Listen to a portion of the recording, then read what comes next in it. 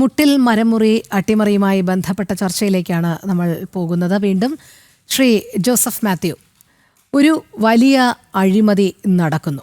ആ അഴിമതി കണ്ടെത്തണമെങ്കിൽ ഇച്ഛാശക്തിയുള്ള ഒരു സർക്കാരും അതോടൊപ്പം തന്നെ തെളിവുകളെല്ലാം ശേഖരിച്ചുകൊണ്ട് മുന്നോട്ട് പോകുന്ന ഒരു അന്വേഷണ സംഘവും വേണം. പക്ഷേ നിർഭാഗ്യവശാൽ നമുക്ക് ഇവിടെ മുട്ടിൽ മരമുറിയുമായി ബന്ധപ്പെട്ട് കാണാൻ കഴിയുന്നത് തുടക്കം മുതലുള്ള ഗൂഢാലോചനയിൽ പങ്കെടുക്കുന്ന ഉദ്യോഗസ്ഥ വൃന്ദവും തുടർന്നുള്ള അന്വേഷണ ഏജൻസികളുടെ ഒത്താശയും ഒക്കെയാണ്. ഇവിടെ പലപ്പോഴും ഇതിന് ഇരയാകുന്നത് നിരപരാധികളുമാണ് എന്നുള്ളതാണ്. മുട്ടിൽ മരമുറി എന്നുള്ള ഒരു വലിയ വനം കൊള്ള ഇനി കൃത്യമായി പൊതുസമൂഹത്തിലേക്ക് തുറന്നു കാട്ടുകയും കോടതിയുടെ മുന്നിലേക്ക്, നീതിന്യായ സംവിധാനത്തിന് മുന്നിലേക്ക് എത്തുകയും ചെയ്യുമ്പോൾ എല്ലാ തെളിവുകളും പ്രതികൾക്ക് എതിരാകണമെങ്കിൽ തുടർന്നുള്ള ഇപ്പോഴത്തെ അന്വേഷണം മതിയാകുമോ? മറ്റൊരു ഏജൻസി, താങ്കൾ തന്നെ നേരത്തെ പറഞ്ഞിരുന്നു ഇതിലൊരു പുനരന്വേഷണം വേണം എന്നുള്ളത്. അത്തരമൊരു പുനരന്വേഷണവും അതോടൊപ്പം തന്നെ അതൊരു സ്വതന്ത്ര ഏജൻസിയും കൂടിയാണ് അന്വേഷിക്കുകയെങ്കിൽ അതുതന്നെയല്ലേ കൂടുതൽ അഭികാമ്യം? തീർച്ചയായിട്ടും. ഇപ്പോൾ ഇതുവരെയുള്ള സാഹചര്യങ്ങളും ഇതുവരെയുള്ള നടപടിക്രമങ്ങളും എല്ലാം പരിശോധിക്കുമ്പോൾ ഇതിൽ തുടരന്വേഷണം ആവശ്യപ്പെട്ട് ഞാനൊരു റിപ്പോർട്ട് ADGPക്ക് കൊടുത്തിരുന്നു.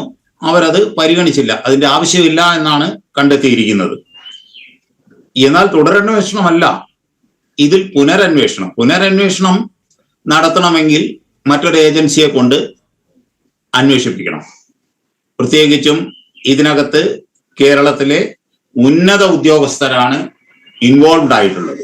അപ്പോൾ ധാരാളം വിധികൾ ഇപ്പോൾ അങ്ങനെ വന്നിട്ടുണ്ട്. ഈ ഉന്നത ഉദ്യോഗസ്ഥരാകുമ്പോൾ അതിന്റെ അന്വേഷണം തീർച്ചയായിട്ടും CBI പോലുള്ള മറ്റൊരു ഏജൻസി അന്വേഷിക്കുന്നതാണ് ഉത്തമം. ഇനി നേരത്തെ പറഞ്ഞപ്പോൾ മാഡം ചോദിച്ചപ്പോൾ ഞാൻ ഒരു കാര്യം പറയാൻ വിട്ടുപോയിരുന്നു.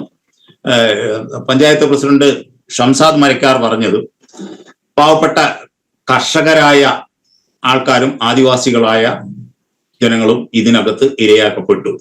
അത് തീർച്ചയായിട്ടും അങ്ങനെ തന്നെയാണ് ഇപ്പോൾ സംഭവിച്ചിരിക്കുന്നത്. ഞാൻ പറഞ്ഞ ആ സുഹറ എന്ന് പറയുന്നവരെ അവർ തൃക്കൈപ്പറ്റ വില്ലേജിൽ ഉള്ള 500 വർഷത്തിലധികം പഴക്കമുള്ള സർക്കാരിലേക്ക് റിസർവ് ചെയ്തു വെച്ചിരുന്ന ഒരു വീട്ടിമരമാണ് മുറിച്ചു വീഴ്ത്തിയത്. അത് മുറിച്ചു വീഴ്ത്തിയതിനാണ് ഈ പിഴ സംഖ്യ വിധിച്ചിട്ടുള്ളത്. ഇനി അതിന്റെ കാര്യം ഒന്ന് പരിശോധിച്ചാൽ വളരെ വിചിത്രമായ ചില കാര്യങ്ങൾ, അതിന്റെ വസ്തുതകൾ രേഖാപരമായി ഞാൻ മനസ്സിലാക്കിയെടുത്താണ്.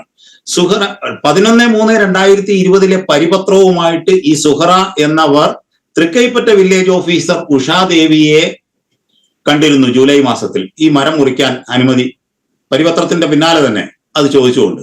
അപ്പൊ വില്ലേജ് ഓഫീസർ കൊടുത്ത മറുപടി ഇത് രാജകീയ വൃക്ഷമാണ്, ഇത് മുറിക്കാൻ അനുമതിയില്ല എന്ന് വ്യക്തമായി എഴുതി അവരെ മടക്കി അയച്ചു. പിന്നീട് ഈ സുഹറ ജില്ലാ കളക്ടർ ഡോക്ടർ അദീല അബ്ദുള്ളയെ സമീപിച്ചു. അതുപോലെ തന്നെ റവന്യൂ സെക്രട്ടറി ആയിരുന്ന ഡോക്ടർ ജയതിലകനും ഒരു അപേക്ഷ കൊടുക്കുന്നു. അത് ഒക്ടോബർ മാസത്തിലാണ് കൊടുക്കുന്നത്. 7/10/2020 കൊടുത്തു എന്നാണ് രേഖകൾ കൊണ്ട് കാണുന്നത്. ആ അപേക്ഷ റവന്യൂ സെക്രട്ടറിയുടെ കയ്യിൽ എത്തുന്നു. അതിനിടയിൽ 24/10/2020 ഈ ഉത്തരവ്, പിന്നീട് റദ്ദാക്കപ്പെട്ട ഈ തെറ്റായ ഉത്തരവ് ഇറങ്ങുകയും ചെയ്തു. ഈ തെറ്റായ ഉത്തരവ് ഇറങ്ങിയതിന് ശേഷം ഡിസംബർ മാസത്തിൽ 9/12/2020 revenue principal secretary doctor Jayathilak Wayanad ജില്ലാ കളക്ടർക്ക് ഒരു കത്ത് കൊടുക്കുകയാണ്. ആ കത്തിൽ പറയുന്നത് ഇപ്രകാരമാണ്: ശ്രീമതി സുഹറയുടെ തീയതി വെക്കാത്ത നിവേദനം, റഫറൻസ് പറഞ്ഞതാണ്. സൂചന നിവേദനം ഉള്ളടക്കം ചെയ്യുന്നതോടൊപ്പം ആയത് പരിശോധിച്ച് ആവശ്യമായ തുടർ നടപടി സ്വീകരിച്ച് വിവരം അപേക്ഷകയെ അറിയിക്കുവാൻ താല്പര്യപ്പെടുന്നു എന്നും കത്തിൽ റവന്യൂ സെക്രട്ടറി വ്യക്തമായി എഴുതിയിട്ടുണ്ട്. ഈ കത്തുമായി സുഹറയുടെ ആൾക്കാർ വീണ്ടും ജില്ലാ കളക്ടറെ സമീപിക്കുന്നു. ജില്ലാ കളക്ടർ അതിന് പ്രത്യേക മറുപടി ഒന്നും പറഞ്ഞില്ല. തുടർന്ന് ആ ഡിസംബർ മാസം അവസാനത്തിൽ ഈ പറഞ്ഞ വലിയ വീട്ടിമരം സുഹറയുടെ ഭർത്താവ് ഷെരീഫിന്റെ നേതൃത്വത്തിൽ മുറിച്ചു വീഴ്ത്തുന്നു. അപ്പോൾ അവർക്ക് ഒരു മൗന അനുമതി ജില്ലാ കളക്ടറായിരുന്ന ഡോക്ടർ അദീല അബ്ദുള്ളയും റവന്യൂ സെക്രട്ടറി ഡോക്ടർ ചേതലുകും കൊടുത്തു എന്നതാണ് ഈ രേഖകൾ കൊണ്ട് മനസ്സിലാകുന്നത്. അതിന്റെ പേരിലാണ് അവരത് മുറിച്ച് വീഴ്ത്തിയതും.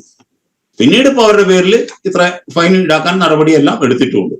അപ്പൊ ഇതിനകത്ത് ഈ ഉന്നത ഉദ്യോഗസ്ഥരുടെ ഭാഗത്ത് നിന്ന് ഗുരുതരമായ ഒരു വീഴ്ച കൂടിയാണ് ഇത്. അതുകൊണ്ട് ഇത് കർഷകർ ഇപ്പൊ 68 പേർക്കെതിരെ ഈ നടപടി എടുത്തിട്ടുണ്ട്. ഈ കോടിക്കണക്കിന് ഏകദേശം 15 കോടിയിൽ പരം വരുന്ന രൂപ മുഴുവൻ അവരിൽ നിന്ന് വസൂലാക്കണം. എനിക്ക് തോന്നുന്നില്ല ഇപ്പം ഈ രണ്ട് പിഴസംഖ്യ കേവലം ഒരു റോജി അഗസ്റ്റിനോ ആന്റോ അഗസ്റ്റിനോ മാത്രം അടച്ചു തീർക്കാൻ കൽപ്പിക്കുമെന്ന് തോന്നുന്നില്ല. നിയമപരമായിട്ട് അത് കഴിയില്ല. കാരണം കർഷകർ ലാൻഡ് ഉടമകൾ ഇവരല്ലേ. ആന്റോ അഗസ്റ്റിന്റെയും റോജി അഗസ്റ്റിന്റെയും പറമ്പിൽ ഭൂമിയിൽ നിന്ന് മുറിച്ച മരങ്ങൾ വളരെ കുറവാണ്. ഇത് പരിശോധിച്ചാൽ കാണാം. ബാക്കി മുഴുവൻ ഈ കർഷകരുടെയാണ്. ഈ ഉത്തരവിന്റെ അടിസ്ഥാനത്തിൽ മുറിച്ചതാണ്. അപ്പം വയനാട്ടിലെ കർഷകരും അതും ആദിവാസികളായ കുറെ ആൾക്കാരും ഉണ്ട്. ഇവരുടെ എല്ലാം ഭൂമിയില്ല. അപ്പോൾ ഇപ്പോൾ പിഴ നടപടികൾ ഇപ്പൊ അവർക്കെതിരെ നിയമപരമായിട്ട് അവർക്കെതിരെയാണ് നീങ്ങുക. റവന്യൂ വകുപ്പിൽ റവന്യൂ കമ്മീഷണർ ഇന്ന് വരെ വ്യക്തത വരുത്തിയിട്ടില്ല. സർക്കാർ ഒരു തീരുമാനമെടുത്തു, ആദിവാസികളെയും കർഷകരെയും ഒഴിവാക്കുന്നു എന്നുള്ള തീരുമാനം സർക്കാർ എടുത്തതൊക്കെ കണ്ടു. പക്ഷേ ആ തീരുമാനം എടുത്തു എന്ന് പറഞ്ഞാൽ അത് ലീഗലൈസ് ചെയ്ത് നിയമപരമായി അത് ഒരു ഉത്തരവിറക്കിയിട്ടുണ്ട് അവരുടെ പേരിൽ വേണ്ടാന്ന്. അപ്പൊ അങ്ങനെ ഉത്തരവിറക്കുമ്പോ ഒരു പ്രശ്നമാണ്. ചീഫ് സെക്രട്ടറി ഇനി അങ്ങനെ ഒരു ഉത്തരവിറക്കുമ്പോ അങ്ങനെ ഉത്തരവ് വേണ്ട എന്ന് തീരുമാനിക്കുക എന്തിന്റെ അടിസ്ഥാനം? അപ്പോൾ പിന്നെ ഈ പിഴ ആരടയ്ക്കണം എന്നും കൂടി ബഹുമാനപ്പെട്ട ചീഫ് സെക്രട്ടറി ഡോക്ടർ ജയതിലക് വ്യക്തമാക്കണം. എല്ലാം അദ്ദേഹത്തിന്റെ കൈകളിലൂടെയാണല്ലോ ഈ രേഖകളെല്ലാം വന്നുപോയത്. അപ്പൊ അതിനും അദ്ദേഹം വ്യക്തമാക്കണം. ഇതൊന്നും ഇതുവരെ ഉണ്ടായിട്ടില്ല. ഇതുകൊണ്ടാണ് റവന്യൂ നടപടികൾ മുഴുവനും അവിടെ കിടക്കുന്നത്. വനം വകുപ്പ് നടപടികൾ പാടെ നിശ്ചലമാക്കിയിട്ടിരിക്കുന്നത്. പോലീസ് കേസാണെങ്കിൽ ഇത്തരത്തിൽ ഒരു വ്യക്തതയില്ലാതെ കൊടുത്തിരിക്കുന്ന ഒരു ദുർബലമായ കുറ്റപത്രം കൊടുത്ത് ഇനിയും കൊടുക്കാൻ ബാക്കിയുണ്ട്. ഈ അവസ്ഥയിലും കിടക്കുന്നത്. ഇതെല്ലാം ഈ ഉന്നത ഉദ്യോഗസ്ഥരുടെ ഇടപെടൽ തന്നെയാണ്. അവരെന്തിനു വേണ്ടി ചെയ്തു വന്നു.